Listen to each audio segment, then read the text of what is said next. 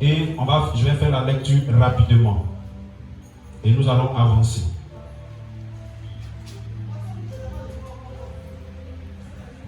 Donc, désirer prospérer. Qui veut prospérer? Voilà. On balance les mains. Ça veut dire que c'est pas sûr. C'est les enfants qui balancent les mains. Qui veut? À l'école, là, quand on dit, qui veut répondre à la question? Ceux qui ne sont pas prêts, ils font comme ça. Son doigt et petit doigt. Mais celui qui connaît la réponse, il fait comment? Moi, monsieur. Qui veut prospérer? Je ne suis pas comme monsieur. Moi, pasteur. Voilà. Donc, soyez bénis pour votre décision de prospérer.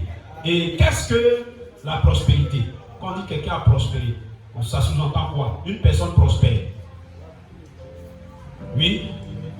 Une personne prospère, oui. Un état d'équilibre. Voilà. La santé, du matériel, social. Dieu te bénisse. Oui, qui a quelque chose à dire aussi? Oui. La prospérité, c'est l'abondance. Ok. Oui, qui encore? Oui. La prospérité, non, c'est pas la richesse. On dit richesse, on dit prospérité. C'est différent. Oui. Tu as beaucoup d'argent. Donc celui qui a beaucoup d'argent, c'est qu'il est prospère. Oui. Tout marche. Il a en bonne santé, en tout cas il est épanoui. Oui. De pauvreté, de richesse, de gloire. Amen. Oui. C'est une évolution. Amen. Oui, mon fils. C'est ce qu'il a dit là. D'accord. Toi-même, toi, tu dis quoi maintenant? Ça, c'est ce qu'il a dit. Toi-même, qu'est-ce que tu dis? Voilà, un épanouissement non matériel, social. Ok, on acclame le Seigneur pour toutes ces réponses. Donc, une personne prospère, c'est ça. Une personne vraiment qui a le nécessaire, qui est équilibrée. Donc, la vie est équilibrée. Donc, en un mot, à terre, comme en terre ivoirien, on peut dire quelqu'un qui est prospère, c'est quelqu'un qui peut se louer une maison. Il faut dire Amen. Qui se prend en charge. Une personne qui se prend en charge. Qui peut se louer une maison, qui peut prendre une femme en charge. Quand ils sont malades, les envoyer à l'hôpital. Ça fait partie de la santé aussi. Quand les envoyer à l'hôpital, les envoyer à l'école, faire ceci, faire cela. C'est une personne qui est prospère. Ça ne veut pas forcément dire avoir beaucoup d'argent. Alléluia. Voilà. C'est quelqu'un qui est riche, qui a beaucoup d'argent. Quelqu'un peut ne pas avoir beaucoup d'argent et puis être prospère. Alléluia. Oui. Quelqu'un peut ne pas avoir beaucoup d'argent et puis être prospère. Quand tu es épanoui, que ta vie est équilibrée, tu es prospère. Oui, mais c'est-à-dire que la richesse, la prospérité fait partie de la richesse. Voilà. Que Dieu nous bénisse. Donc, voici, vous avez défini la prospérité. Et pour avoir cette position, pour avoir cet équilibre, est-ce que quelqu'un qui est assis comme ça à ne rien faire peut obtenir cet équilibre? Quelqu'un qui est assis à ne rien faire peut se louer une maison, peut marier une femme, peut mettre des enfants à l'école, peut payer ce dont il a besoin. Voilà. Donc, si tu veux prospérer, la condition, c'est accepter de travailler. Prendre l'engagement de travailler. Première étape, s'engager à travailler. Parce qu'il y a certains qui travaillent, mais aussi qui ne sont pas prospères. Donc la prospérité, c'est comme la première marche. Quand tu commences à travailler, c'est la première marche. Maintenant, pour que cette prospérité soit vraiment totale, il faut que, en tant que chrétien, tu sois capable de donner la dîme de tes revenus. Car le Seigneur a dit qu'en le faisant, il va menacer le dévoreur. Parce que tu peux travailler et le revenu de tes récoltes, de ta souffrance là, si le sorcier détruit ça, la maladie détruit ça, tu ne peux pas prospérer. Donc travailler, c'est une étape de la prospérité. Mais être capable de se prendre en charge et s'épanouir dans son travail, c'est ce qui veut dire que quelqu'un a prospéré.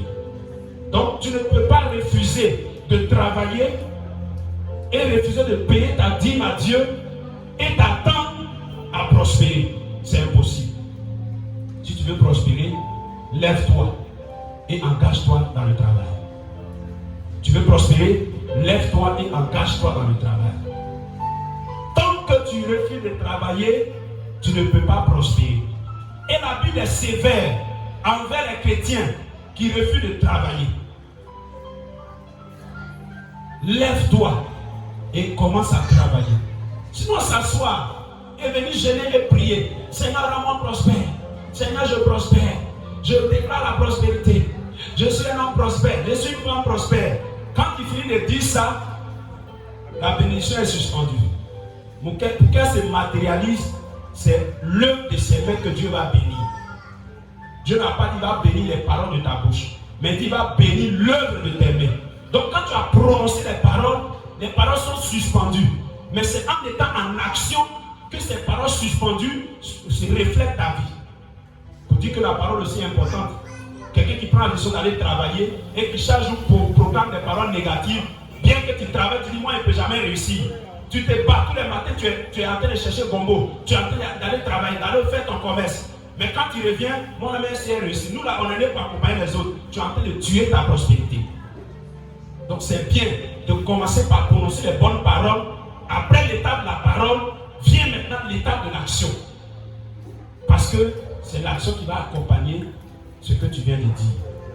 Donc mon frère, il faut que tu prennes la décision de travailler. Il faut dire à ton frère, il faut que je travaille. Il faut dire, seul le travail va me rendre indépendant. Dis amen en ce matin. Voilà, tu veux être indépendant. Seul le travail va te rendre indépendant. C'est quand tu vas travailler que tu pourras avoir les moyens de te prendre une maison. C'est quand tu vas travailler que tu pourras avoir l'occasion d'aller te marier. Bien aimé, le travail là, ça va te faire éviter le péché. Dis parce que quelqu'un, ton âge avance, tu ne travailles pas, tu n'as pas les moyens. Mais ton âge avance, tu es déjà en état d'avoir une femme. Mais parce que tu n'as pas les moyens, tu ne peux pas te marier. C'est ce qui va faire que tu vas tomber dans le péché. Tu as une fiancée, vous vous regardez, chaque jour vous vous regardez. Alléluia. Quelqu'un, vous regardez, vous appréciez. Mais pour que tu puisses vivre avec elle, il faut que tu aies du travail. Il faut que tu t'engages pour te marier. Donc mon frère, si tu refuses de travailler, il faut dire abat la prospérité. Il faut dire au revoir à la prospérité. Tous ceux qui ont levé la main ce matin, qui ne veulent pas travailler, dites au revoir à la prospérité. Mais tous ceux qui sont des travailleurs acharnés, dites bonne arrivée, prospérité.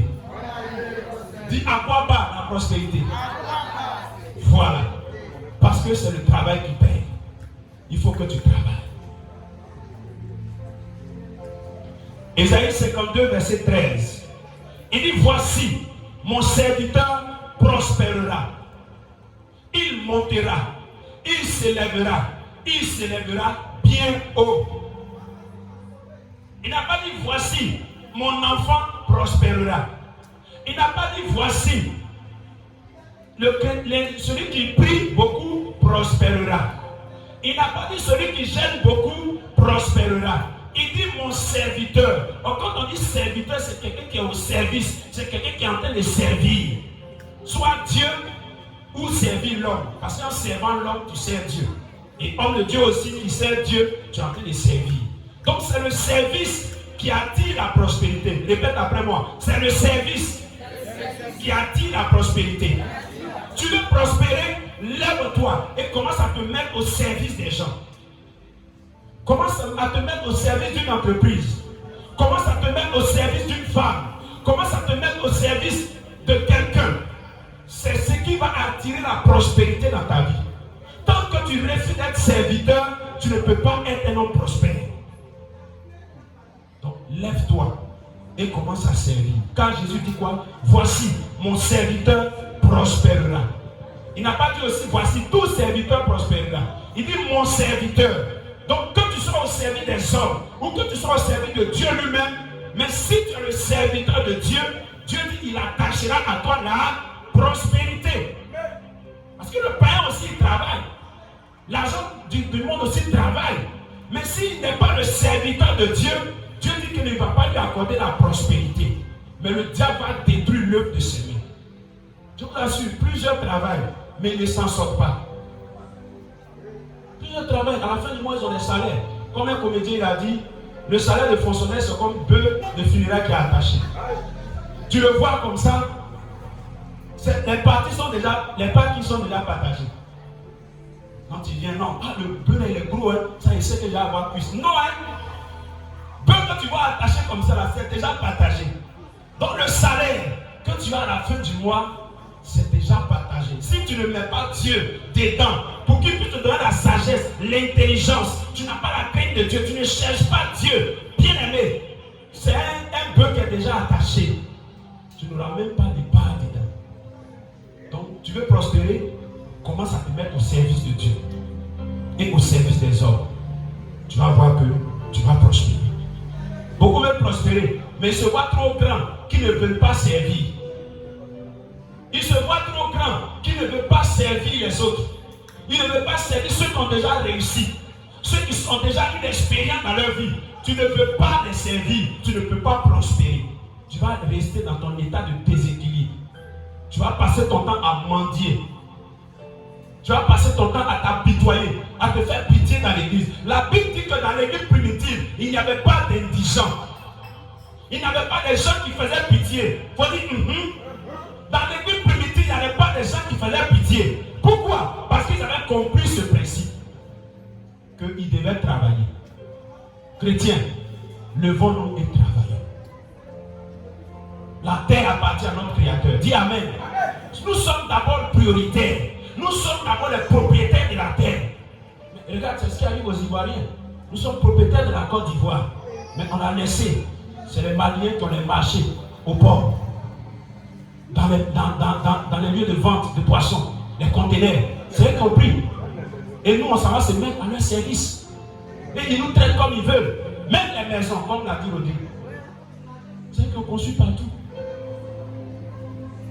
Bien aimé, tu ne peux pas prospérer si tu ne lèves pas pour te mettre au service.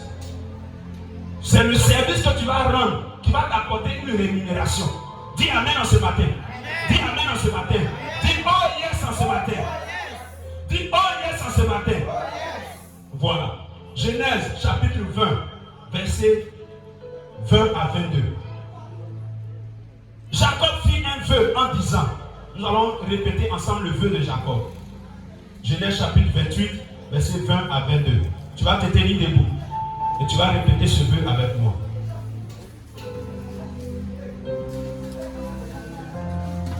Si Dieu est avec moi et me garde pendant ce voyage que je fais, s'il me donne du pain à manger et des habits pour me vêtir, et si je retourne en paix dans la maison de mon Père, alors l'Éternel sera mon Dieu. Cette pierre que j'ai dressée pour monument sera la maison de Dieu. Et je te donnerai la dîme de tout ce que tu me donneras. Amen. On s'assoit. Tu veux prospérer? Jacob dit, si l'Éternel est avec moi pendant ce voyage que je fais, il effectuait un voyage. Il avait décidé d'aller chercher du travail. Il avait décidé d'aller se battre pour se faire une place au soleil. Il avait décidé de ne pas s'attacher à l'héritage de son père, mais d'aller se battre. Parce que les hommes de destinée, c'est ceux qui ne comptent pas sur l'héritage de leur père. Dis Amen en ce matin. Dis Amen en ce matin. Les hommes de destinée ne s'appuient pas sur l'héritage de leur père, mais ils vont à l'aventure, ils vont se battre avec Dieu. Et Dieu leur donne d'établir un héritage. L'exemple de Joseph. Son père était déjà riche.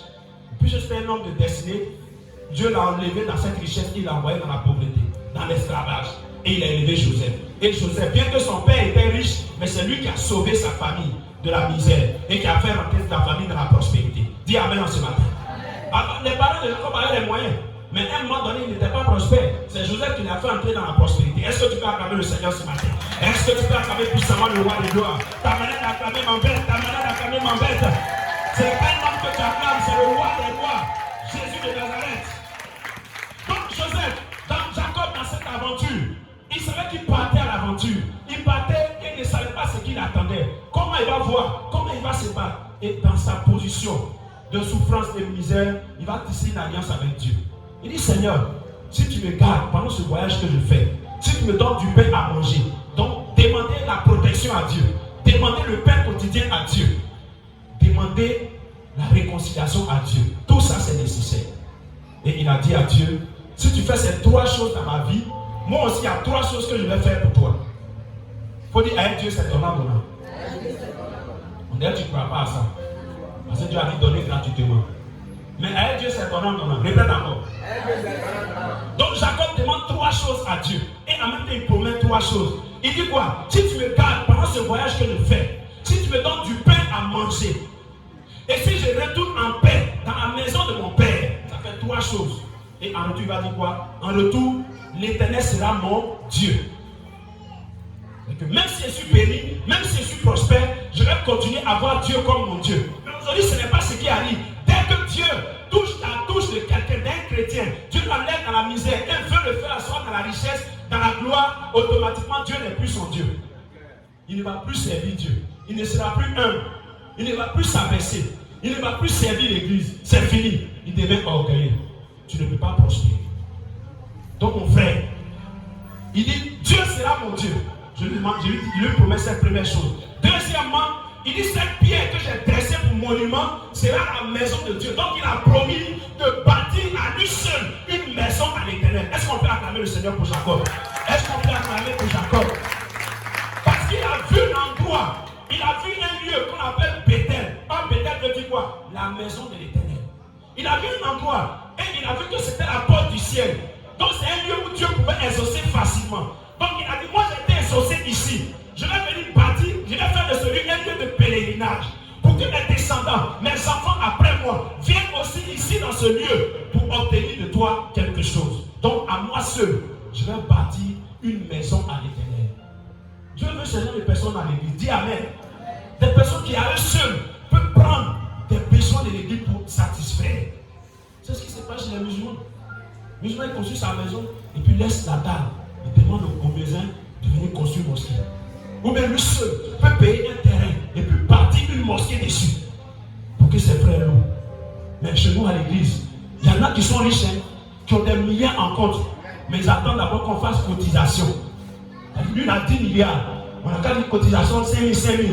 Le frère même qui n'a pas 500, il n'a qu'à obligé d'aller se battre, avoir 500, 5 000 pour envoyer. Et lui qui a 10 milliards, il va trouver 5 000, ils vont mettre ensemble et puis ils vont construire le temple. Il faut dire que ce n'est pas normal. Il faut dire que ce n'est pas normal. C'est pas normal. C'est pourquoi, bien aimé, tu veux voir la gloire de Dieu, mets-toi au travail. Il dit, je vais bâtir cette maison. Et troisième chose, je vais te donner la dîme de tout ce que tu me donneras. C'est pourquoi Dieu a dit au peuple d'Israël, vous me trompez dans la dîme. Beaucoup ici trompent Dieu dans la dîme. Il faut dire, vous donnez souvent seulement le dîme du salaire. Mais tu es caissière. Chaque fois tu as des bonus. Est-ce que bonus ça te donne dîme aussi? Les entrées que tu as chaque jour, est-ce que les dîmes viennent? Non, c'est à la fin du mois on me paye quand on me paye. Donc c'est le dîme de salaire que je donne. Jacob dit quoi? Je te donnerai la dîme de tout ce que tu me donneras. Donc c'est pourquoi il a dit apporter à la maison du trésor toutes les dîmes.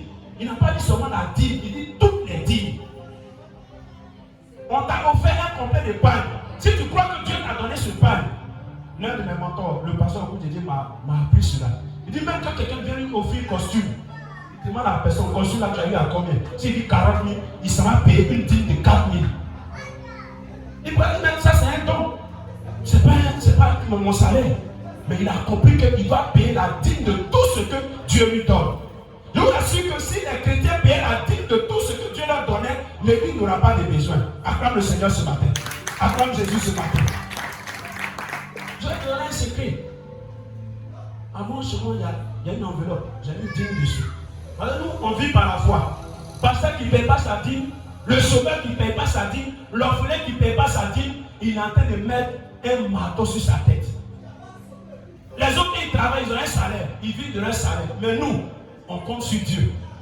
Est-ce que quand vous les payez dîme là, le pasteur vient attraper chacun pour dire va payer dîme? C'est volontaire. Tu vois, certains sont assis là, ils ont eu une entrée dans la semaine, mais ils ne payent pas dîme. Est-ce que le pasteur va le forcer? Mais c'est volontaire. Donc ça veut dire que c'est Dieu qui convainc les cœurs et puis on donne. Donc ce Dieu qui convainc les cœurs là, si tu refais de donner sa part, est-ce qu'il va convaincre les cœurs? Il va convaincre les cœurs. Donc moi j'ai compris ce procédé. Et ça fait que depuis lors, je ne mendie plus. Dis, or avant, je mendiais. Et la mendicité, ça fait pitié. Ça fait mal. Quand on arrivait sur le niveau à Abidjan, l'église où on était, on me donnait une ristourne de 1000 francs par semaine. 1000 francs par semaine. Il faut calculer combien par jour. Voilà, après le culte, le gars va, après le culte là, 1000 francs, ça ne l'atteint pas. Donc on mange, et puis maintenant on attend que Dieu, le reste de la semaine, prenne soin de nous. Alléluia. C'est ça. Donc un pasteur qui ne paye pas sa dîme, tu es en train de te condamner. Toi qui es au chômage, qui ne paye pas sa dîme, qui compte, qui se nourrit par l'aide des gens, tu es en train de te condamner. Parce que quand tu ne payes pas la dîme, tu maudis la source qui te bénit. Un pasteur qui ne paye pas sa dîme maudit ses fidèles. Ils vont avoir des problèmes, des difficultés et ils ne pourront plus payer leur dîme. Un chômeur aussi qui ne paye pas sa dîme se ferme les portes. Il dit, je te donnerai la dîme de tout ce que tu me donneras. Donc, comment on vit par don, par offrande? Mon enveloppe est dans mon poche dans la maison. Au cours de la semaine, quelqu'un m'a donné 1000 francs.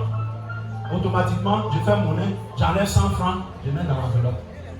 L'enveloppe des dîmes, qui est consacrée à la dîme des dîmes. Quelqu'un m'a donné une dîme de 10 000, je vais faire la monnaie, j'enlève les 1000 francs, je mets dans l'enveloppe.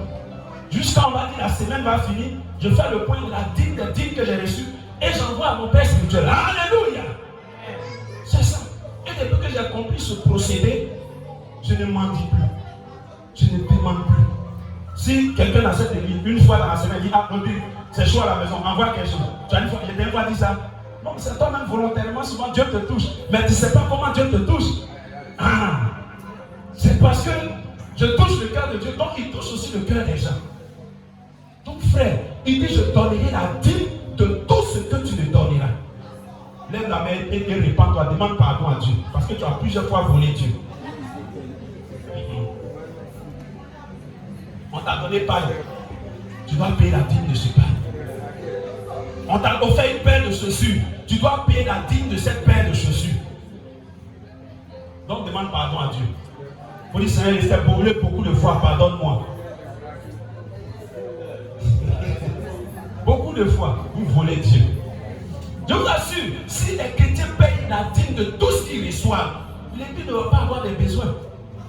Un moment, on n'est pas nous sans fil. Et je prêchais ici avec le micro à fil, à la chair. Elle dit c'est normal. Et c'est un fils. Dieu merci pour nos membres du média. Quand ils ont posté la vidéo, c'est l'un de mes fils qui a vu la vidéo. Il m'a appelé et dit, ah papa, je t'ai vu prêcher un micro à fil. En cette ère du 21e siècle là, tu prêches un micro à fil? Non papa, d'ici la fin du mois, je vais trouver un micro baladeur pour toi. Est-ce qu'on peut acclamer le Seigneur? Est-ce qu'on peut acclamer le Seigneur? Donc aujourd'hui je peux me déplacer, je peux venir vers vous. Mais il y a quelqu'un qui a payé le prix pour ça. Tu entends bien le son? Et combien tu entends mal? Il y a quelqu'un qui a payé. Et je vous assure que chaque fois que je prêcherai dans ce micro, Dieu va déverser sur son compte bancaire au ciel. Donc il m'a soulagé. Parce que je n'arrivais plus à descendre de la chaise. J'étais coincé maintenant là-bas. Et même la vidéo, un fil vert, ça sortait vert comme ça. Le micro est noir, le fil est vert. Donc le fils a détecté, il dit non papa, c'est pas normal. 21e siècle. Frère, il est venu prendre ta bénédiction à ta place. Faut dire c'est pas normal. Faut dire c'est pas normal. Donc frères et sœurs, vous devez donner la dîme de tout ce que Dieu vous donne. Je te donne la leçon aujourd'hui. On t'a offert une paire de chaussures, elle le pourrait le demander à la personne. En le faisant, c'est pour que la personne elle-même soit bénie. Parce qu'elle a semé dans une terre. Si cette terre n'est pas fertile, est-ce que sa semence va produire? Non. Donc toi aussi, quand tu donnes quelque chose à quelqu'un, dis à la personne de payer la dîme. Encourage la personne à payer la dîme. Pour que la grâce qui est rattachée à ça puisse te revenir. Sinon, il va manger ça bien. Et puis il va apporter sécheresse dans ta vie. Et comme ça, Papa Koulou, un dimanche, quand il est venu ici, il a son employé avec nous. Il dit, il était assis et puis il regardait. Si elle n'était pas venue payer sa dîme, après ils allaient se croiser au travail là-bas. Parce qu'il a compris. Il paye le salaire, il est en train de s'aimer. Si c'est une terre gangrène, il ne va pas recevoir en retour. Donc quand tu payes, tu donnes un don à quelqu'un, encourage la personne à payer la dîme. Si tu es d'accord, acclame le Seigneur ce matin. Acclame le Seigneur ce matin. Si vraiment tu attends une bénédiction par rapport à l'acte que tu viens de faire, dis à la personne, pardon, quand tu vas là, il faut payer la dîme. Même s'il n'est pas dans ton église, il faut dire paye la dîme à ton pasteur. C'est très important. Il dit, je te donnerai la dîme de tout ce que tu me donneras. Et à la fin, Jacob a prospéré. Parce que Dieu a été touché par sa prière. Que Dieu te bénisse en ce matin. Malachie chapitre 3, versets 9 à 11.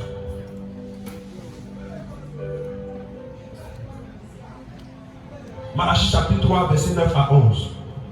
C'est un passage que vous connaissez. Vous êtes frappés par la malédiction et vous me trompez la nation tout entière. Apportez à la maison du trésor toutes les dîmes. Donc souligne dans ta Bible. Souligne. Il faut mettre en bas toutes les Bibles là. Il faut souligner en bas. Toutes les dîmes là. Il faut souligner en bas. Ah, c'est important. Donc tu mets en bas. Apporter à la maison du trésor toutes les dîmes. À la maison du trésor toutes les dîmes. C'est où tu déposes ta dîme. L'église est quoi? La maison du trésor. La nation c'est à la maison du trésor. C'est où?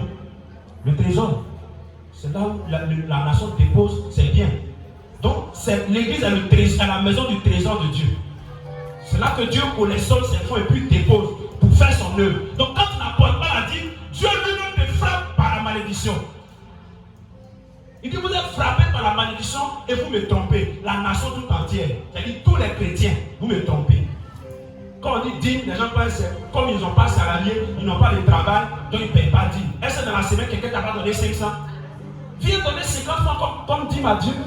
Jacob a dit, je te donnerai la dîme de ce que tu me donneras. Si tu m'as donné 500, c'est quand tu veux que je te donne 50, vrai ou faux? Tu m'as donné 10 000, c'est que tu t'attends à ce que je te donne 1000 francs. Si tu m'as donné 1 million, c'est que tu veux que je te donne 100 000. Ah. Mais il te donne 500, tu n'es pas capable de donner 50 francs. Et puis c'est toi qui pries, Seigneur, fais de moi un milliardaire. Il va faire ça. Il va le faire. Donc mon frère, évite d'être frappé par la malédiction. Et il dit quoi? Si vous faites cela, que vous me mettez à l'épreuve. Il dit, de la même manière à l'école, le professeur vous donne interrogation là, ou devoir là. Vous aussi donnez-moi devoir. Je vais traiter ça. Tu vas voir si moi il va y avoir 8 sur 10 ou bien s'il va y avoir 10 sur 10. Il dit, mets-moi à l'épreuve et tu verras si pour toi, je n'ouvre pas les écluses des cieux. Les étudiants, une écluse c'est quoi? Une écluse. Une porte. C'est quoi? Où on trouve ça? Non, sur la terre. On n'a qu'à savoir d'abord sur la terre, puis on va avoir une idée de ce qu'il y a au ciel. Oui, où on trouve les écluses? Les coffres. Non, c'est pas ça. Où on trouve les écluses? C'est dans les barrages hydroélectriques. Vous connaissez qui connaît barrage? Barrage de Soubré, barrage de Bio, voilà. À Yamé 1, à Yamé 2. Vous voyez, il y a un lac qui est là. Et puis, il y a une petite porte. Et puis, on met une barre, un béton. Et puis, tout l'eau qui vient là-bas est stocké là. Et puis, il y a une porte en bas. Celui qui se charge de faire, le jour peut-être il veut pêcher de là. On donne l'ordre au gardien. Et puis, il vient ouvrir. Quand il ouvre l'écluse, l'eau qui est stockée là, tu vois comment ça jaillit, non? Ou bien souvent, quand il y a une inondation, et puis les barrages se cassent, tu vois comment l'eau jaillit. Il dit c'est comme ça. Les écluses des cieux. C'est-à-dire nos bénédictions sont stockées au ciel. Et il y a une écluse qui se tient devant cette bénédiction. Et la dîme est comme la clé qui va ouvrir cette écluse-là. Donc il dit quand tu payes la dîme, c'est comme tu as ouvert l'écluse. Imagine comment l'eau va jaillir sur toi en abondance. Tous ceux qui ont prospéré sur la terre des hommes et qui ont été reconnus, à la base, Dieu est dedans. Je n'ai pas de ceux qui sont allés avec le diable, qui ont eu des richesses, et même la richesse est éphémère. Ceux qui ont marqué l'humanité là, à la base, Dieu est dedans. Ils ont compris ce procédé.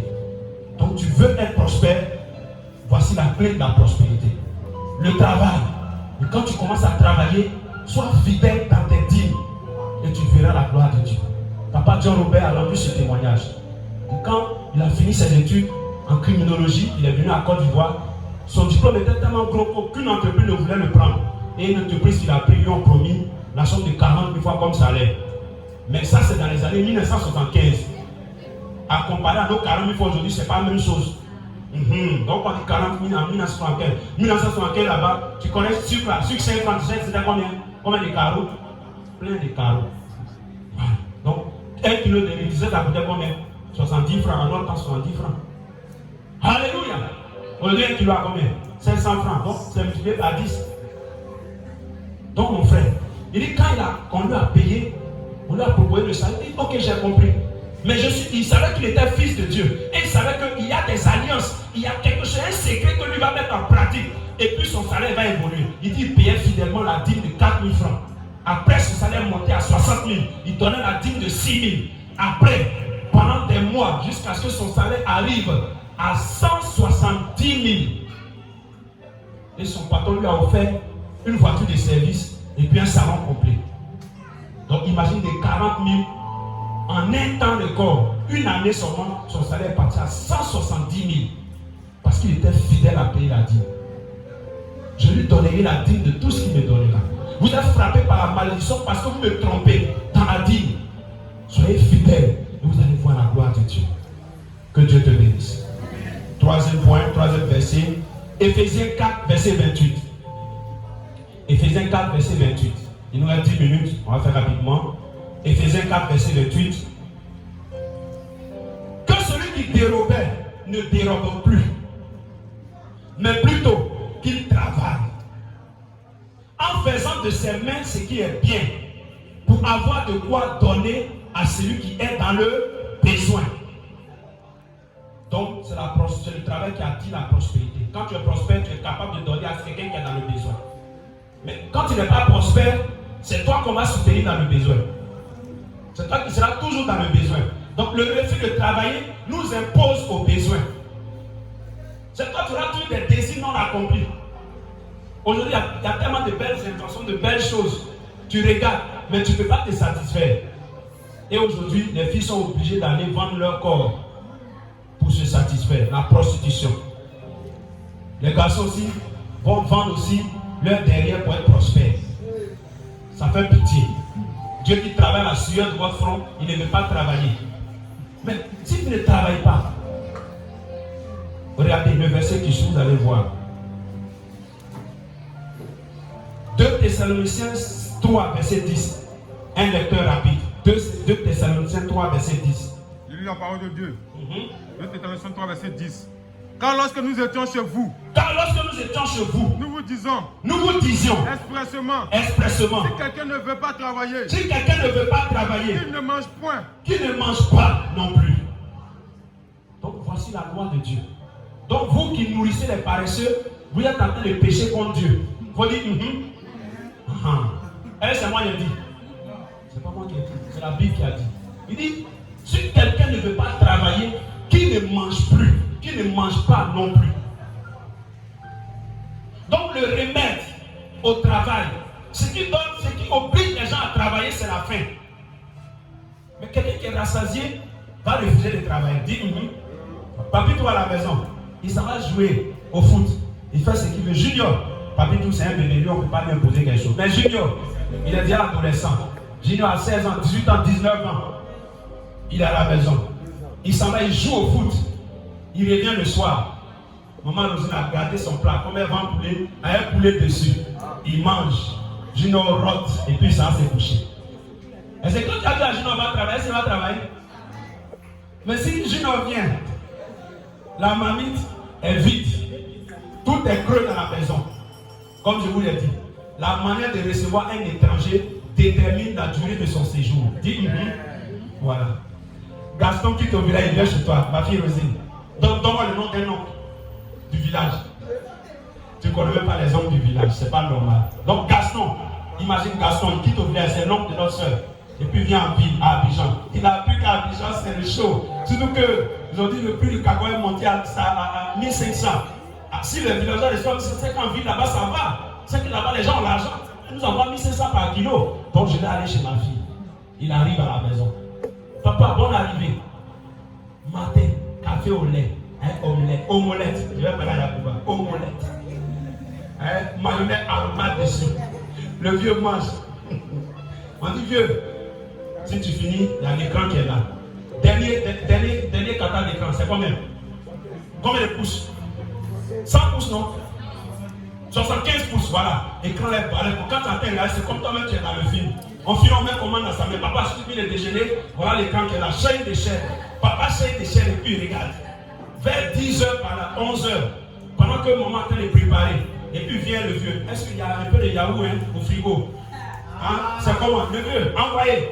Commande la famille en train de fumer. Yahoo vient, il mange. À peine il finit de manger, à midi, on dit papa, le repas est prêt. Papa va, il mange. Or, au final, quand le vieux s'élève, il mange peut-être son bébé couché. Ils sont au travail jusqu'à c'est à 15h, maman, papa, ils vont manger. Mais à Abidjan, matin, il a son petit déjeuner. Vers 10h, on appelle ça comment? 10h, 11h, c'est quoi? Hein? Non, c'est 16h qu'il a goûté. Voilà, c'est même pas. Donc, première étape de goûter. Voilà, il a la première étape de goûter. 10h, 11h, comme le repas est un feu, l'auteur rentre au salon. Pour ne pas qu'il soit distrait, on dépose une boîte de yaourt plein devant lui, avec une cuillère à l'intérieur. Le vieux dans ça. Alléluia! Quand le parfum de la cuisine vient au salon, il est content, il entend la télé. Il finit. À midi, on dit le vieux, le repas est préparé sur la table. Il s'en va, il l'ouvre, parce que les côtelettes, les poulets de chair, tout ça, il mange. Quand il finit, il va. Papa va faire la sieste. À 16h, la servante va payer à locaux. Avec tout ce qui est dessus, les frites, tout ça, bien garni, le vieux, ça c'est goûté, il faut manger. Il finit. Le soir, le repas du soir, comment on appelle ça? Dîner. Voilà. On vient dîner. Après, il y a le souper. Ça c'est tard, un peu tardivement, souper. C'est les petits trucs. Voilà, puis il prend. Le vieux finit. Le vieux reste, tous son ventre comme ça, et puis il va se coucher. Frère, si le vieux, l'oncle Gaston, était venu faire une semaine à Abidjan, vu ce qui se passe, il va reporter son retour. Dis amen en ce matin. Je crois que tu as la table, c'est la vérité, c'est même pas un mensonge. Au lieu d'une semaine, le vieux va dire à sa nièce, ah ma fille, j'avais dit une semaine, mais comme on dit, il n'a pas encore plu au village, bon, je vais attendre encore. Un durée indéterminée, le vieux est là. Et c'est le même scénario. Et quand le monsieur vient du travail, le vieux, il y a 5 000 francs, mets ça sur toi pour ton unité, les petits trucs, tes petits besoins. Le vieux a l'aise jusqu'à la paresse. Une semaine, quand il voit que deuxième semaine, il vers sa fin, il va appeler encore sa nièce. Ah, ma fille, pardon, comme là-bas, bon, il y a les ouvriers qui travaillent dans le champ, ils m'ont déjà fait le point. On dit c'est déjà top. Donc je vais me reposer encore. Papa, il faut te reposer. Tu te fatigues au village là-bas. Quand tu viens ici, mets-toi à l'aise chez toi. Alléluia! Une semaine va devenir un mois. Et même après, le vieux va appeler au village. C'est il va appeler Tipé. Tipé appelle, c'est comment là-bas? Mon frère, ici là, c'est propre. Hein? J'ai mangé matin, midi, soir. J'ai dîné. Il va parler dans sa langue. J'ai dîné. J'ai soupé. Ça, c'est bon. Tipé va dire à notre nièce là que moi aussi, les travaux sont. Je vous rejoins là-bas. Quand Tipé va venir, Ariel aussi va venir. Et la maison de la nièce sera remplie. Dis amen. Dis amen. Mais le sens inverse. Le vieux vient. On lui met l'écran.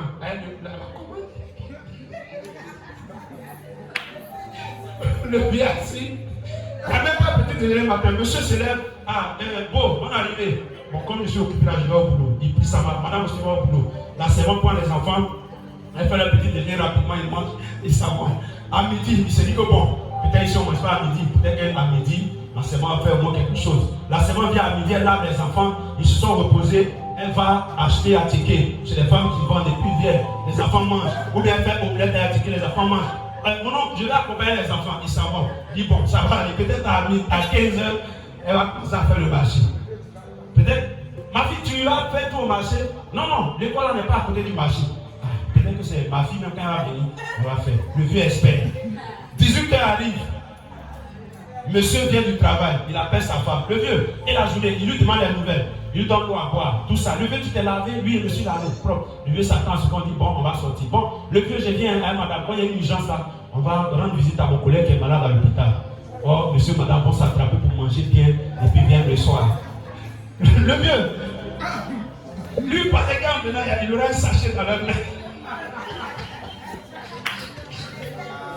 Effectivement, quand ils viennent avec un sachet, mais c'est les ordonnances qui sont dedans, les médicaments.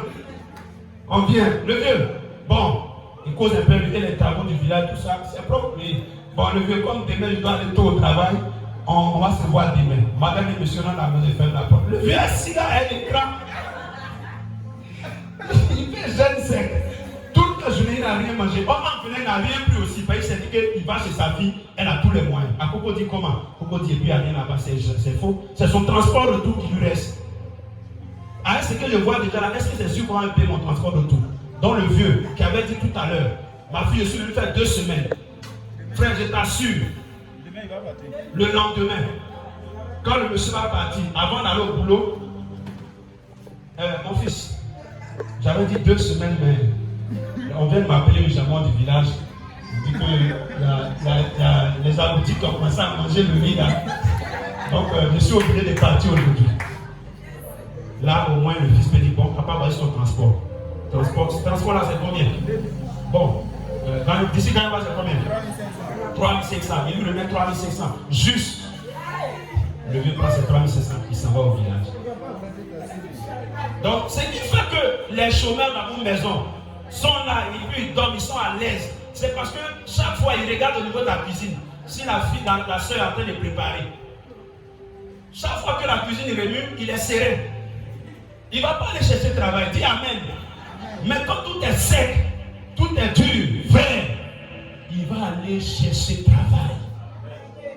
Il sera prêt même à faire tout ce qu'on lui mettra sous sa main.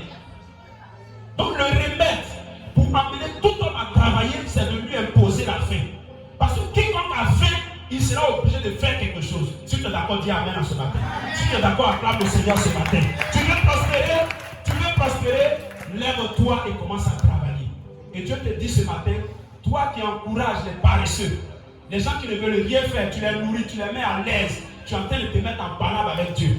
Les moments qu'avec vos enfants à la maison qui ne font rien et vous les regardez, vous les mettez à l'aise, vous êtes en train de vous mettre en palabre avec Dieu. Parce que Dieu te dit, si quelqu'un ne veut pas travailler, qu'il ne mange pas non plus. Parce que tu mangeras la sueur de son front. Donc, le travail est la clé de notre bénédiction. Au Ecclésiaste 9, verset 10, tout ce que ta main trouve à faire, avec ta force, fais-le. Tout ce que ta main trouve à faire avec ta force, fais-le. Car il n'y a ni œuvre, ni pensée, ni science, ni sagesse dans le séjour des morts où tu vas. Donc ce passage veut nous faire comprendre que une personne qui ne fait rien, une personne oisive, est en route pour le séjour des morts. Parce que c'est dans le séjour des morts qu'il n'y a plus de travail. C'est dans le séjour des morts qu'il n'y a plus de réflexion. C'est dans le séjour des morts qu'il n'y a plus d'efforts à fournir. Donc, quand tu es parmi les vivants, que tu ne veux pas travailler, tu es en route pour le séjour des morts. Tu te mets au même pied d'égalité que les morts. Est-ce que vous voyez un mort aller au travail? Est-ce que vous voyez un mort réfléchir, faire des projets? Donc, quand une personne normale refuse de travailler, elle se compare aux morts. Tu attires la mort vers toi. Tout ce que la mort prend facilement, quand la mort vient faire le tourner, elle voit que tu ne fais rien, elle te donne du travail. Quand tu n'as rien à faire pour Dieu, le diable va t'employer dans son service. Donc, tout ce que tu trouves à faire avec ta main, donc tous ceux qui ne travaillent pas, Dieu n'a pas dit que ce qui rend prospère, c'est le travail administratif. Il n'a pas dit ce qui rend prospère, c'est les concours. Il n'a pas dit ce qui rend prospère, c'est de faire les affaires. Il dit tout ce que tu trouves, ce que ta main peut faire là, il faut le faire. Car à partir de ça, Dieu peut t'élever. Donc, il n'y a pas d'argument. Toi qui ne fais rien, quand on va quitter ici, lève-toi et va commencer à chercher travail. Hier, nous sommes allés suivre le mariage de l'un de mes petits frères, David, à Yamoussoukro. Mais ce jeune homme, c'est quelqu'un qui se bat, il a maîtrise. Combien de maîtrises là? Mais juste là, il n'a pas gagné un emploi. Mais lui, il a créé sa propre entreprise. Mais il dit quand il était encore étudiant à Boaké, c'était chaud sur lui. Le vieux, ça n'allait plus. Donc à la fin du mois, comment il va payer sa carte de bus? Comment il va manger? Donc il dit, lui-même il se lève le matin, il s'en va voir dans un restaurant et il demande aux femmes, est-ce qu'il ne peut pas laver vos assiettes? Il s'en va laver l'assiette. Un garçon, dans les restaurants, il s'en va demander s'il peut laver l'assiette. Comme ça, après, on peut lui rémunérer quelque chose. Il dit, c'est ce qu'il a fait à Boaké. Et quand la femme même a vu ça, elle était touchée. Parce que vous voyez, un étudiant, quelqu'un qui a la maîtrise, venir laver l'assiette. Donc la femme a tenu son bras droit. Elle a commencé à le soutenir. Est-ce que tu peux acclamer le Seigneur? Est-ce que tu peux acclamer le Seigneur? Et tout ce que tu trouves à faire avec ta main, l'essentiel est de ne pas rester oisif. Trouve quelque chose à faire avec ta main. Même si c'est cirer les chaussures, fais-le. Regardez nos soeurs, les femmes du lac. Elle n'est pas allée loin des études. Mais elle s'est dit, chez eux, là, moi, là, madame, il y a beaucoup de femmes, chacun a son foyer. les femmes nourrissent leur foyer. C'est toi qui vas nourrir monsieur et puis tes enfants. La femme, l'autre épouse aussi va nourrir monsieur et ses enfants. Le monsieur est assis gaillardement toute la journée en train de jouer ludo. Parce que le soir, il va passer chez chaque femme pour se nourrir. Et il ne leur donne rien. Donc les femmes se lèvent matin. Vous voyez souvent les femmes. Elles vous prennent, comment on appelle, bois à neige, elle met sur sa tête. Elle passe de coup en coup. C'est ce qu'elle peut faire avec sa main. Elle, ça va faire. D'ici le soir, elle peut avoir 3 000 francs, elle met 1 000 francs en caisse. 2 000 francs, elle fait la popote. Et puis mange avec ses enfants. Elle ne s'assoit pas pour attendre monsieur. Celle aussi qui n'est pas forte dans bois à neige, elle se lève. Chaque délit que monsieur a déposé dans la maison là, elle prend 2 ou 3 gobelets. Elle fait une grosse marmite, elle met bouillie dedans, ça chauffe. Elle met sucre à la boutique, lait, elle attache, elle met sur sa tête à 16 h. Elle se promène. Parce qu'elle doit nourrir ses enfants. Tout ce que ta main va faire, fais-le. Ne soyons pas habitués à la paresse. Ne soyons pas habitués à l'oisiveté. Car l'oisiveté est la racine de tous les maux. L'oisiveté est la source de la chute de tous nos pères dans la foi. Moïse, comment il s'appelle? Noé est tombé à partir du moment où il a commencé à être oisif. Sinon, pendant 100 ans où il avait il avait une vision accomplie, construire un bateau. Il n'avait pas le temps. Matin, midi, soir, il était sur le travail. Mais quand il a fini de construire tout ça, il y a eu déluge. Tout était propre. Il est sorti, il va se reposer. Il allait planter vigne, il va boire un peu, il va se reposer. C'est dans ça qu'il est mis nu. Et puis il a maudit son fils Canaan. David aussi, il a fait tous les grands combats. Goliath, il a terrassé toutes ces personnes. Un jour, il dit non, il ne va pas aller en guerre. Il a eu trop de couronnes, il a eu trop d'étoiles. Il va s'asseoir un peu pour se reposer. C'est dans s'asseoir pour se reposer là. Et je dis toujours autant, trop de repos amène la fatigue. Tu crois à ça? Tu dors de 4 h, 22 h d'aller te coucher. Jusqu'à midi, tu es encore couché. Tu dors. À la fin là, tes côtes là te font mal. Et quand c'est comme ça, tu changes de position. Tu te couches à gauche, après tu te mets à droite, après tu te mets à gauche. Donc trop de repos amène la fatigue. Donc l'oisiveté est la source de tous les maux. Lève-toi, va voir les gens qui travaillent dans le lavage auto. Mon frère, s'il ne veut pas laver avant, même si vous me donnez 200, ce n'est pas grave. Frère, en faisant cela, les gens seront impressionnés par ton humilité et ils vont t'ouvrir les portes. La Bible déclare que l'humilité précède la gloire, mais l'orgueil précède la chute. La cause du manque de prospérité de beaucoup de chrétiens, c'est parce qu'ils ne veulent rien faire. Ils se voient trop grands qui ne peuvent pas faire les choses minimales. Moi comme ça, je vais faire ça. Moi j'ai lavé voiture. Un jeune qui a eu BTS, il a fait 3 jours de jeûne sec. Seigneur, montre-moi un travail que je dois faire. Et Dieu lui montre, pendant les 3 jours, Dieu lui montre dans le lavage, en train de laver auto. Et il allait expliquer au pasteur, j'ai fait 3 jours de jeûne pour que Dieu me donne travail. Et pendant les 3 jours, je vais voir en train de faire le lavage auto. Et le pasteur a dit, il faut aller faire. Va chercher un coin de lavage auto et puis demande à travailler. C'est là-bas Dieu va te bénir. Il a dit carrément au pasteur, moi je ne vois pas en train de faire ça. Moi avec mon BTS, j'ai allé faire le lavage auto. Je ne peux pas faire ça. Jusqu'à présent, le frère est encore au chômage. Mais s'il est encore au chômage, qu'il continue de vivre, c'est parce qu'à la maison, s'il est chez son oncle, quand il va, il mange. Le soir, il trouve à manger. À midi, il trouve à manger. C'est vrai, c'est prêt à ne pas aller travailler. Dis, quand tout sera sec là, il va trouver quelque chose à faire. Une sœur, la Bible dit l'humilité précède la gloire. Une sœur a eu son BTS en ressources humaines. Elle était là, elle faisait rien. Et puis l'une de ses camarades qui était secrétaire d'une entreprise, je termine par là, et allait la voir. Elle dit, ah, ma soeur en chef technicien de surface dans notre établissement. Qui connaît technicien de surface? Voilà, ceux qui là, les bureaux, les matins là. Avec son BTS en ressources humaines, elle a accepté, elle dit, ma soeur, il n'y a pas de problème, je vais faire. Et elle est partie, elle a commencé à faire, on lui donnait un salaire dérisoire, souvent même c'est 40 000, 45 000. Elle a accepté avec joie.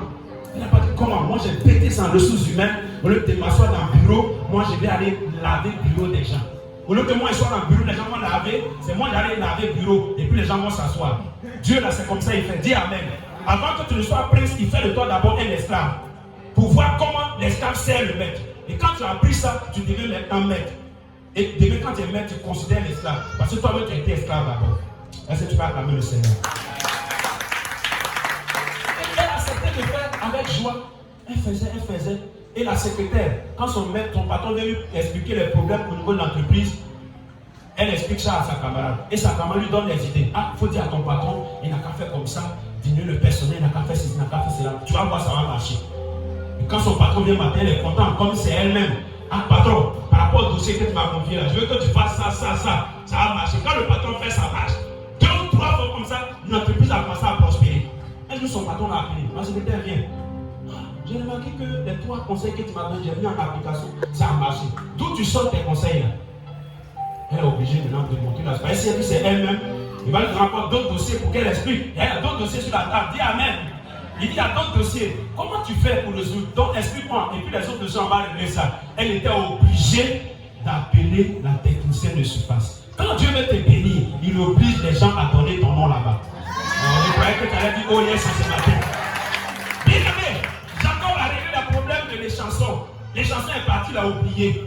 Mais il y a une situation qui est arrivée où les chansons étaient obligées de dire le nom de Joseph. Elle dit, ah, patron, c'est la puce, il ne connaît pas la technicienne. Elle vient matin, 6h, fait pièce en bas. C'est la technicienne de surface, c'est elle qui me donnait les idées. Elle dit, demain, si elle vient nettoyer ce matin, il faut lui dire, demain, j'ai rendez-vous avec elle. Après le service, elle n'a qu'à m'attendre. Et elle a attendu le lendemain. Et elle est rentrée dans le bureau du patron. Ils ont posé. Tu as des diplômes, tu as une formation. Elle dit, oui. J'ai le BTS en ressources humaines. Elle dit, ah, vraiment c'est bien. J'avais besoin d'une personne comme ça dans mon entreprise. Parce que depuis là, mon entreprise, ça ne décolle pas. Mais depuis un certain temps, tu as donné des idées à ma secrétaire. J'ai mis en application mon entreprise en train de prospérer. À partir d'aujourd'hui, je te nomme directrice des ressources humaines dans mon entreprise. Alléluia. Il faut dire changement de poste, changement de position. Donc le matin, la secrétaire, tous les jours quand elle vient à 6h, il faut que c'est elle qui montre à la soeur même. Mais viens ici. Tu n'as pas bien nettoyé mon bureau là, il faut bien faire là. Bon, l'autre côté là, c'est un peu ça, nettoie. Voilà. Changement de poste, changement de rôle. Mais le lendemain matin, elle voit technicien de surface se saper jusqu'aux dents. Bien blindé, elle le sape. Et puis elle vient à 6h. Puis elle est habituée à venir à 6h. Elle vient à 6h. Secrétaire est là. Elle s'apprêtait même à la gronder parce qu'aujourd'hui, elle n'a pas encore nettoyé. Donc, elle a arrêté. Elle a trouvé une cliente qui vient. Elle a resté. Elle entend Kako. Répète après moi. Kako. Est-ce qu'elle retourne et regarde? C'est la technicienne de surface. Costume, jupe, bien doré, sac. Elle a commencé à rire alors. C'est comme ça que tu vas nettoyer aujourd'hui là-bas. Tu es folle ou bien? Elle dit non. J'ai une position. La secrétaire, tu es censé me montrer le bureau de la directrice de la ressource humaine. Donc, en ce moment-là, c'est Aman maintenant qui va faire asseoir Mardoché sur le cheval et qui va commencer à marcher dans la ville pour dire c'est comme ça on honore celui que le roi veut honorer. Est-ce que quelqu'un peut acclamer Jésus de Nazareth? Est-ce que quelqu'un peut acclamer Jésus? L'humilité précède la gloire, mais l'orgueil précède la chute. C'est comme ça que la position de la sœur a changé. L'une des raisons pour lesquelles beaucoup de chrétiens ne prospèrent pas, c'est leur manque d'humilité, leur paresse et aussi leur manque d'humilité. Quand tu pries, Seigneur, donne-moi travail, le Seigneur te propose toujours quelque chose. Il met toujours quelque chose devant toi. Mais ce que le Seigneur met devant toi, ça n'a pas de valeur au départ. Dis Amen. Dis oh yes. Mais quand tu acceptes, tu obéis, tu te soumets, plus tard, c'est ça qui deviendra. Donc, chaque fois qu'on prie, Dieu nous exauce. Mais beaucoup ont négligé l'exaucement de leur prière. Seigneur, donne-moi un travail, je vais travailler. Et puis le matin, il y a une femme qui vient. Il y a une maman là-bas qui cherche ses ventes, qui va travailler chez elle. Tu m'as bien regardé. Pourtant, prière que tu as fait hier, là, c'est ça, Dieu a fait t'exaucer comme ça. Et tu ne sais pas. Bien aimé, le problème, ce n'est pas là où Dieu t'envoie, mais c'est la rencontre que tu vas voir dans ce lieu où Dieu t'envoie. Oh, tu ne m'as pas compris ce matin. Tu ne m'as pas compris ce matin. Le problème, ce n'est pas là où Dieu t'envoie, mais c'est à cause de la rencontre qui aura lieu dans ce lieu. À un moment donné, c'est à cause de cette rencontre. Sinon, ce n'est pas à cause du poste. Même si tu es esclave, mais c'est la rencontre là qui est plus importante. Dieu savait que chez Madame Potiphar, il allait aller à la prison. Et de la prison, il allait monter chez le roi. Bien aimé, Dieu nous exauce toujours. Et c'est nous qui négligeons. Beaucoup ne prospèrent pas parce qu'ils sont paresseux. Et d'autres aussi, c'est parce qu'ils sont orgueilleux. Ils ne sont pas prêts à faire le minimum que Dieu leur présente. Et Dieu dit quoi? Si tu es fidèle dans les petites choses, c'est en ce moment-là que je vais te confier les grandes choses. Dieu ne te confie pas grand d'abord. Si Dieu te dit tu vas être milliardaire, il va commencer d'abord à te rendre millénaire. Qui comprend le langage? Dieu te promet de te rendre milliardaire, mais il commence d'abord par te rendre millénaire. Ça veut dire quoi? Voilà. Dieu te dit il va te donner 1 milliard. Mon fils, je vais te donner 1 milliard. Demain, je vais te donner 1 milliard. Et le lendemain matin, mon fils, tiens, mets 1000 francs dans ta main. Pour voir si tu es sage. Mon fils, je vais te donner 1 milliard. Compte sur moi seulement, je vais te donner 1 milliard. Et matin, papa, c'est comment? Mon fils, tiens, 1000 francs. À partir des 1000 francs, il veut voir d'abord ta fidélité. Et puis il va monter à 2000. Après à 3000. Il ne va pas venir te donner comme ça 1 milliard. Sinon, ça va te tuer. Dis Amen. Ça va te détruire. Dis Amen. Mais il va t'éprouver d'abord avec 1000 francs, avec 2000, avec 3000. C'est la même chose comme au niveau du travail. Dieu te dit que tu seras chef d'entreprise. Mais il va commencer d'abord à faire de toi le boy d'une entreprise avant que tu ne deviennes le chef d'une entreprise. C'est comme ça que Dieu travaille. Donc mon frère, tu veux prospérer, accepte de faire tout ce qui te tombe sous la main. Moi j'ai géré cabine, je vais terminer par là. C'est vrai, c'est intéressant, mais on va terminer. Amen. J'ai géré cabine. Quand j'ai arrêté les études, j'ai dit je vais servir Dieu. Début du ministère, c'est pas facile. Je vous ai dit, la façon que tu reçois l'étranger détermine la durée de son séjour. Quand j'ai dit là, c'est parce que moi-même j'ai vécu. J'étais chez tuteur. Et je dis, il a servi Dieu. Tuteur dit d'accord, tu vas servir Dieu. Quand il vient le matin, avant d'aller au boulot, il remet l'argent à sa femme et son fils pour aller manger à ticket dehors. J'ai fait comme ça 1 mois, 2 mois. Il n'y avait plus de casserole au feu dans la maison. Quand quelqu'un veut me proposer, mon frère, tu peux gérer cabine, j'ai sauté sur l'occasion. Mais si j'étais à l'aise dans la maison, est-ce qu'il allait accepter de gérer cabine? Je ne vais pas accepter. Quand c'était chaud, c'est la loi de Dieu. Tu veux que quelqu'un travaille, oblige-le, soumets-le à la fin. Il sera obligé de travailler. Les gens d'aujourd'hui ne veulent pas travailler parce que leurs parents les mettent tellement à l'aise. On leur donne tout. Ils ont tout chez eux. C'est pourquoi ils ne veulent pas travailler. Et j'ai accepté de faire la cabine. J'ai bien géré sa cabine. En 2004, 10 ans après, en 2010, il m'appelle. Moi, je crois qu'il était toujours étudiant. Tiens, il a été béni, il travaille à, comment on appelle cette entreprise-là? HCR. Il a un poste de HCR. Il travaille à l'extérieur du pays. Il m'appelle. Romaric, tu es où? En tant que évangélisé au Koweït. J'étais d'abord à Sikoji. Mon jumeau que je viens de monter ici. Il était à Sikoji. Donc c'est là-bas on me connaissait. C'est là-bas que j'ai géré sa cabine. 10 ans après, il retourne là-bas. Il n'a plus mon adresse. Il est en train de me chercher. Il est en train de chercher mon numéro. Je ne sais pas combien de mois il me cherchait. Et pendant ce temps, moi j'étais en train de poursuivre, chercher les âmes du Seigneur. Cherche d'abord pour le Seigneur. Et pour toi, va te chercher. Est-ce que tu comprends? Cherche pour le Seigneur. Et toi, ta bénédiction va te chercher. Je n'ai jamais déposé l'aide de demande d'emploi. Mais c'est l'emploi même qui est venu vers moi. Et il m'a dit, viens, tu vas travailler. Et c'est moi-même j'ai proposé mon salaire à mon boss. Est-ce que tu peux acclamer le Seigneur? Est-ce que tu peux acclamer le Seigneur? 10 ans après, le monsieur m'appelle. Je m'allais chez lui à Ambré. Je rentre dans la maison. Tout qu'il était toujours en famille. Je rentre dans une résidence, château. Je vois, au moment où j'ai su qu'il était une boss, c'est la photo de monsieur et madame sur le mur. Il dit, ah, il n'est pas en famille, hein. Déjà, il est chez lui-même. Il dit, ah, Romaric, assieds-toi, tu veux boire quelque chose, une fraîcheur? Il dit, ok, il m'a servi. Il dit, bon, Dieu m'a béni, je travaille à l'extérieur du pays. Et comme tu as géré ma cabine, puis j'ai vu que tu es un bon gérant, parce que tu ne m'as jamais volé. À l'heure actuelle, j'ai commencé à créer des entreprises. J'ai des plantations à Agoville, à Dabou, à Lakota et à, comment dirais-je, vers Pongouanou là-bas. Donc, je cherche un superviseur. Mais comme déjà tu as géré ma cabine, tu étais bien, je suis sûr que même si je ne suis pas là, quand tu vas gérer mon entreprise, je serai à l'aise. Donc, à partir d'aujourd'hui, tu seras mon superviseur. Donc, monte dans la voiture, on va aller visiter les chantiers. Je suis monté dans la voiture, on est parti à Dabou, dans le village de Koufian, de Dabou, on est allé à Gouville, dans le village d'Abou de Mandeke, de là, on est parti à Lakota, de Lakota, on est parti à Bongouanou, Tiemeleko. Quand on a fini toutes ces courses-là, on devait rentrer le soir. Il dit, bon, tu as vu un peu, c'est pas, je sais que tu es pasteur, donc c'est un petit truc que tu demandes. Le lundi, un jour dans la semaine, tu vas partir voir les chantiers, si ça évolue, je suis en contact avec toi, je t'appelle, tu me fais le point, tu m'envoies les images, tout ça. Et puis à la fin du mois, je donne leur salaire, tu vas les payer. Voilà tout ce qu'elle te demande. Une fois par semaine, et à la fin du mois, tu vas payer les ouvriers. Voilà tout ce qu'elle te demande. Mais Romaric, tu veux qu'elle te paye combien? Fixe-moi ton salaire. Oh, je crois que tu allais dire, oh yes! Voilà le mari là. Qu'est-ce que le mari va dire? Le mari venait de sortir d'une galère atroce.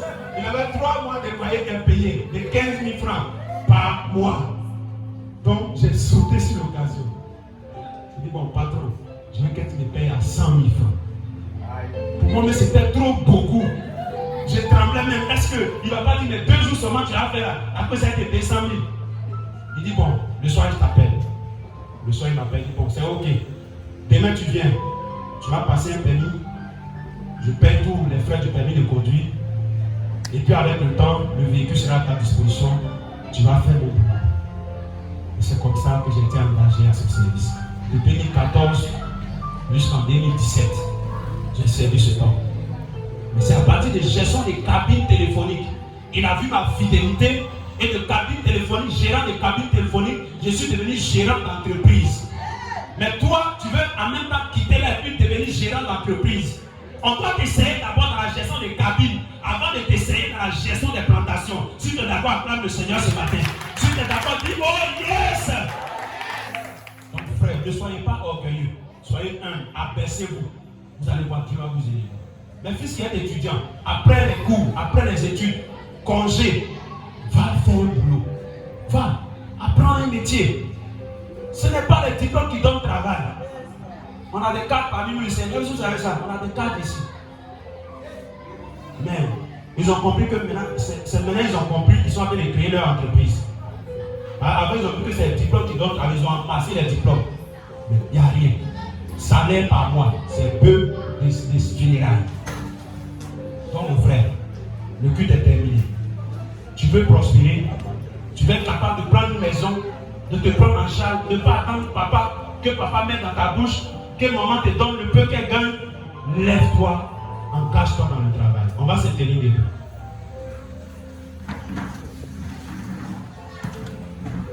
Tu vas dire, Seigneur, je veux prospérer. Ta manière de dire en direct, je ne crois pas. Il faut dire, Seigneur, je veux prospérer. C'est pourquoi je te prie de me donner la force de travailler et le désir d'être fidèle à donner la dîme. Seigneur Jésus, je combats ce matin tout esprit de paresse qui m'empêche de travailler et qui m'empêche de prospérer. Par les mains, il commence à chasser le tamis, tout esprit de paresse, tout esprit de sommeil. La Bible dit que celui qui aime le sommeil va être surpris par la pauvreté.